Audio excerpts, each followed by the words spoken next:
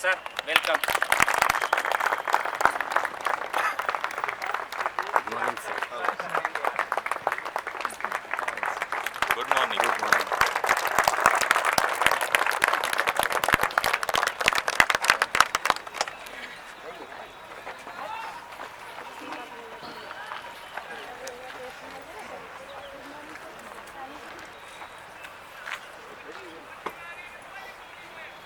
जा रहे हो आज कुछ आज जाएंगे, कुछ कल जाएंगे। भोपाल की सारी व्यवस्थाएं देखी हाँ, प्रॉपर। सर ने कर दिया है, सर बोल रहे हैं सर के साथ में आएंगे। इसमें नहीं बहुत गए। बढ़िया थी। बस कोशिश करना किसी रिश्तेदार को डर की बात ही नहीं। फिजिकल के बाद आपका इंटरव्यू होगा। फिजिकल के लिए तो आप एकदम परफेक्ट होते हैं। इंटरव्यू के लिए भी आपने बहुत सारी चीज़ें समझ जान ली। फिर भी अगर कुछ ऐसी चीज़ें हों जो मैं बता सकूँ तो मुझे अच्छा लगेगा। सबसे पहले तो मुझे ऐसी पूरी उम्मीद है कि आप लोगों ने जो फिजिकल के बाद इंटरव्यू की तैयारी की है, वैसे भी सुनाई दे रहा है ना हमको? हाँ सर। हो जाए तो अच्छा है। तो सबसे पहले आपने जो है वो अपनी तैयारी को 3 भागों में बांटा होगा। मैंने आपको बार बार बताया है। एक तो आपका बायोडाटा और एकेडमिक, दूसरा एसआई का जो सिलेबस जो आपने रिटर्न में पूरा किया था उसको थोड़ा सा ऊपरी देखना है, और तीसरा जो कंटेम्प्रेरी इश्यूज होते हैं और करंट अफेयर इश्यूज होते हैं, ये दोनों चीज़ें आपको देखनी है।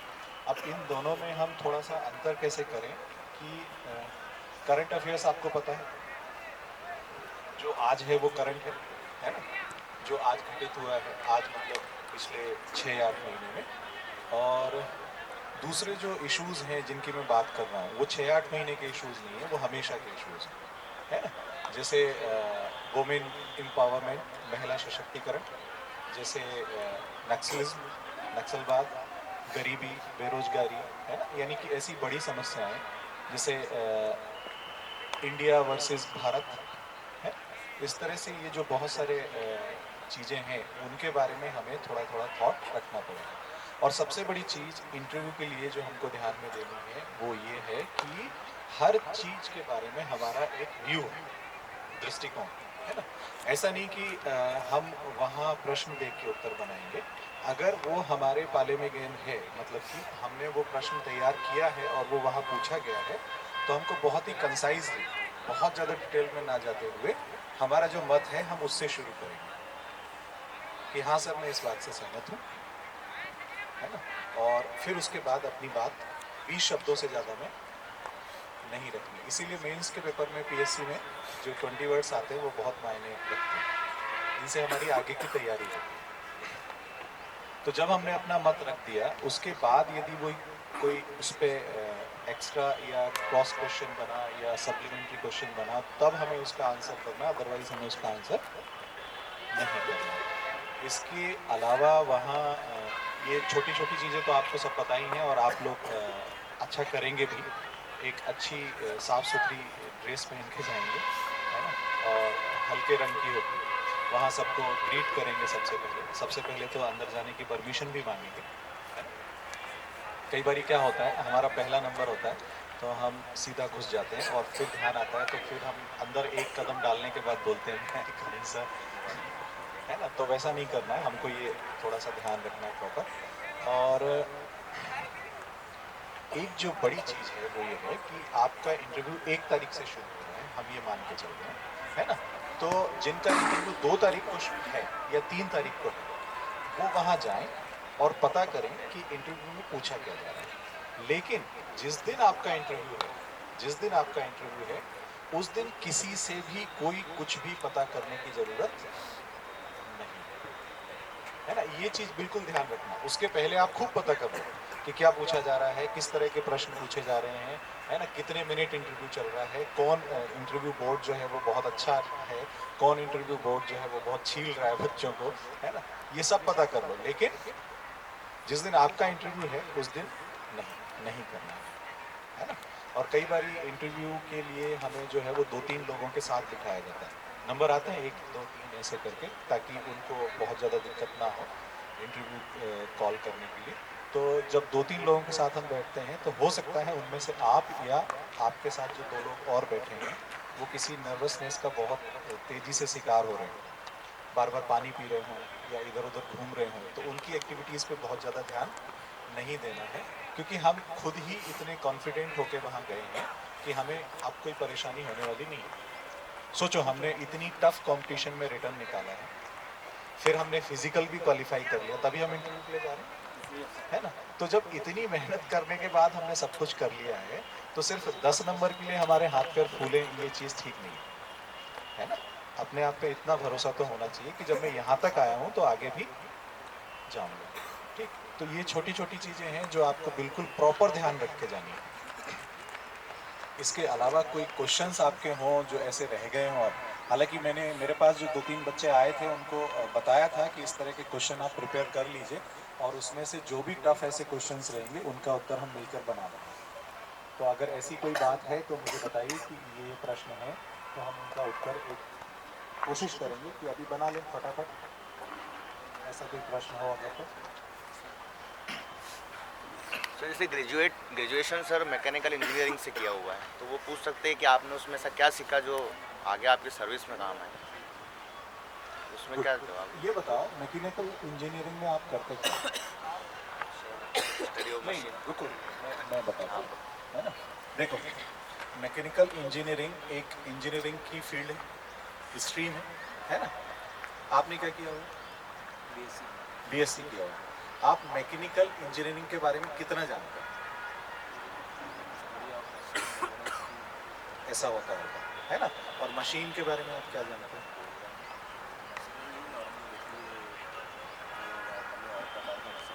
हर प्रकार की, मतलब कोई 1-2 मशीनों के नाम बताओ।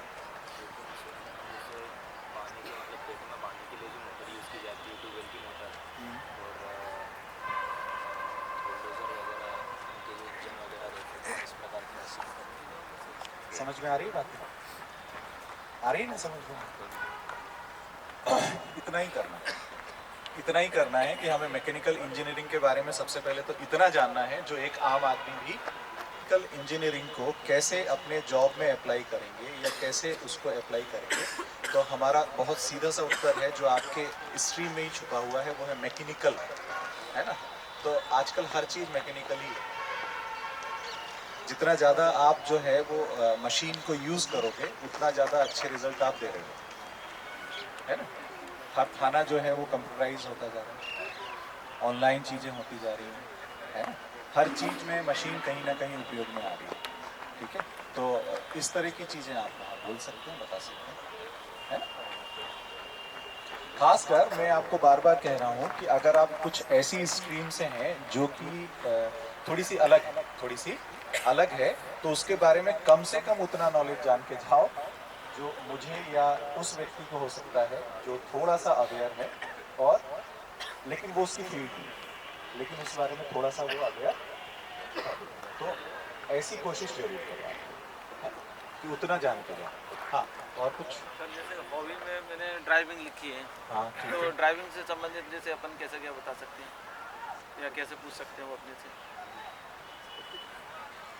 हॉबी पे देखो, बेसिक जो क्वेश्चंस हैं वो मैं आपको बता देता हूँ। सबसे पहला क्वेश्चन तो यही होता है कि आपकी हॉबी क्यों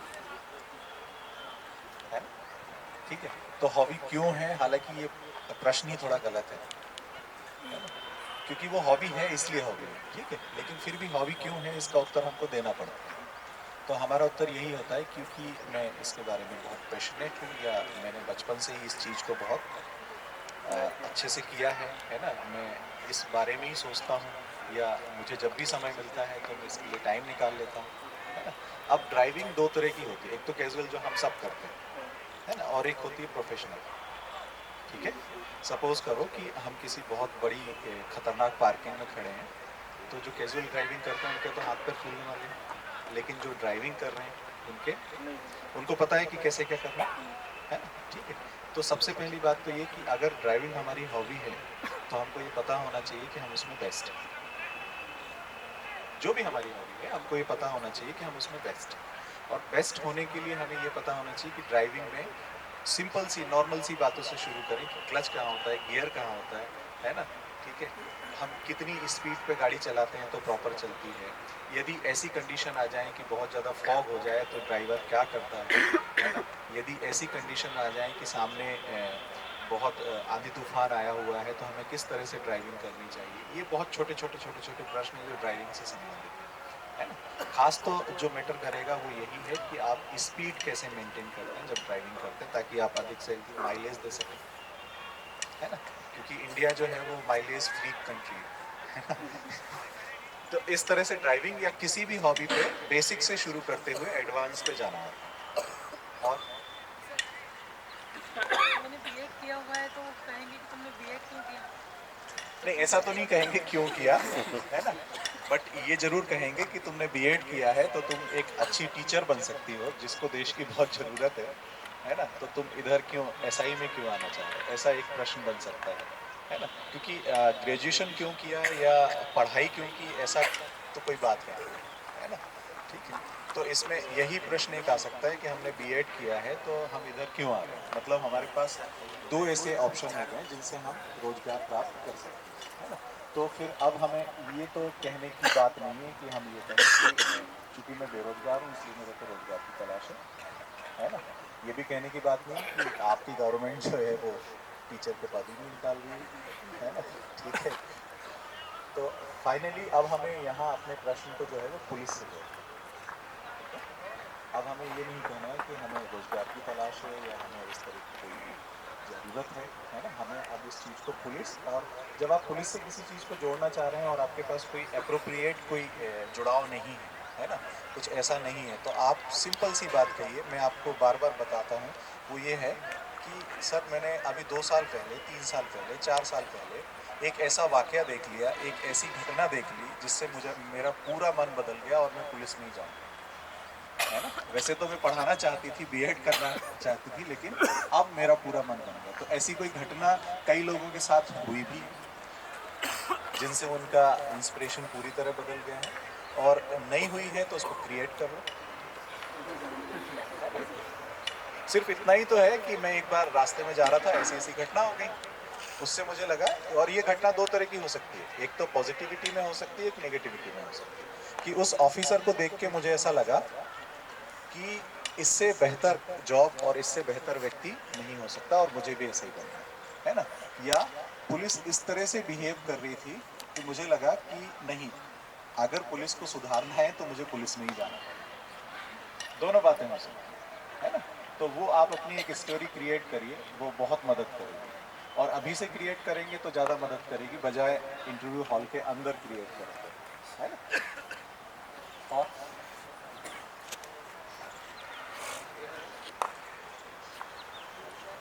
हैं इंटरव्यू से रिलेटेड भी हैं और आपकी लाइफ से रिलेटेड भी हैं। सबसे पहले हम जो भी बनना चाहते हैं उसको विजुलाइज करना शुरू करो, है ना। और इंटरव्यू को भी विजुलाइज करना शुरू करो। जैसे आंखें बंद करके हम बैठे हैं और हम ये सोच रहे हैं कि हमारा इंटरव्यू शुरू हो गया, हम बोर्ड के अंदर एंट्री कर रहे हैं, तो उसमें भी आपको कई बारी ऐसे थंबल्स, ऐसे हडल्स पता लग जाएंगे जो आप कर रहे हो। सिर्फ आंखें बंद करके बैठने से ही आपको पता लग जाएगा कि आप इंटरव्यू में क्या क्या गलतियां कर सकते हो और क्या क्या डर आपके अंदर इंटरव्यू का है, वो सब आपको पता लग जाएगा। तो उस डर को थोड़ा सा ओवरकम करें आप, है ना। धीरे धीरे कोशिश करें। एक बार सुबह, एक बार दोपहर को, एक बार शाम को विजुलाइज करें, 3 बार विजुलाइज करें, और रात को सोने के पहले एक बार कर लें, है ना। नींद भी अच्छी आएगी और सपने भी इंटरव्यू पे आएंगे। होना है ना, ऐसा होना है, ऐसा होना है। क्योंकि आप ये देखो, जब तक बहुत छोटा सा उदाहरण दे रहा हूँ, आप कुछ खाते हो और आपके दांतों में गैप है, कुछ चीज़ फंस गई, जब तक वो निकलती नहीं, जब तक वो निकलती नहीं, ऐसा होता है कि नहीं होता? तो ऐसी ही चिंता हमको करनी है हर चीज़ की, है ना। ऐसी ही चिंता हमको हर चीज़ की करनी है। और एक बात याद रखो कि हमें अपना बेस्ट करना है। रिजल्ट कई बारी ऊपर वाले के हाथ में होता, हमारे हाथ में नहीं होता, है ना। तो हमारा काम है अपना 100% देना, सर्वश्रेष्ठ प्रयास करना, और अगर हम ईमानदारी से वो प्रयास करते हैं तो सफलता हमें मिलती ही मिलती है। देर सवेर मिलती है कई बारी, लेकिन मिलती है।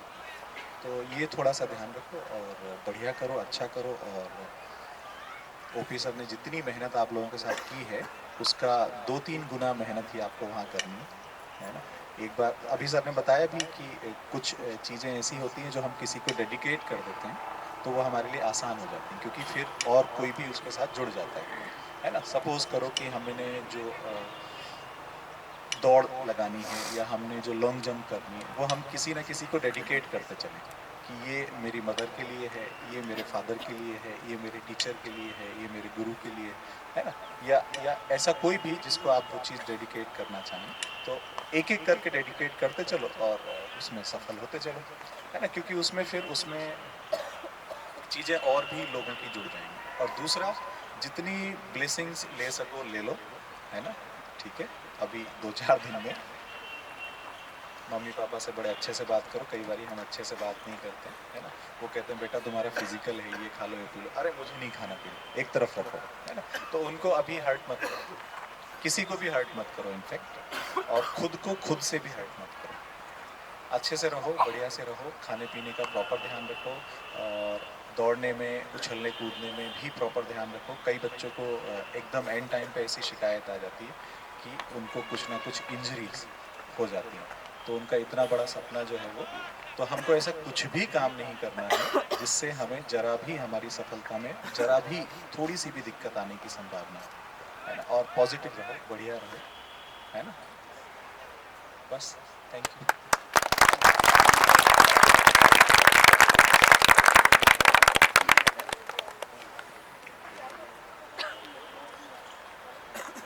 मैं खरे सर का धन्यवाद करना चाहूँगा जो हमारे ग्रुप के बच्चों को इंटरव्यू के लिए मोटिवेट किया। अभी मैं आपको इंटरव्यू स्टाफ डील सर को बुलाना चाहूँगा, प्लीज़ सर।